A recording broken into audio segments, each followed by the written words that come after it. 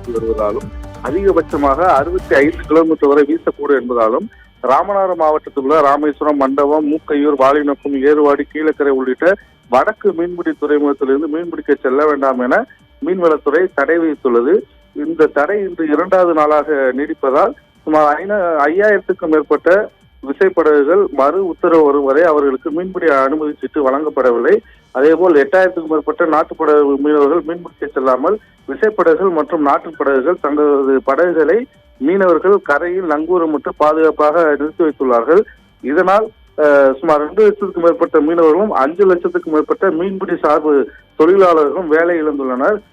கடந்த சில நாட்களாகவே ராமநாதபுரம் மாவட்டத்தில் காற்றின் வேகம் அதிகமாக இருப்பதால் மீனவர்கள் மீன்பிடிக்க செல்லாமல் தங்களுடைய வாழ்வாதாரம் பாதிக்கப்பட்டுள்ளது. அதேபோல் மீன்பிடி தடைகாலம் முடிந்து கடலுக்கு மீன்பிடிக்க சென்ற மீனவர்களை இலங்கை கடற்படை தொடர்ச்சியாக கைது செய்து வருவதாலும் இவர்களுடைய வாழ்வாதாரம் பாதிக்கப்படுவதால் இவர்கள் இங்கிருந்து வெளி மாநிலங்களுக்கும் வெளிநாடுகளுக்கும் மீன்பிடிக்க செல்லக்கூடிய ஒரு அவலநிலை ஏற்பட்டுள்ளது.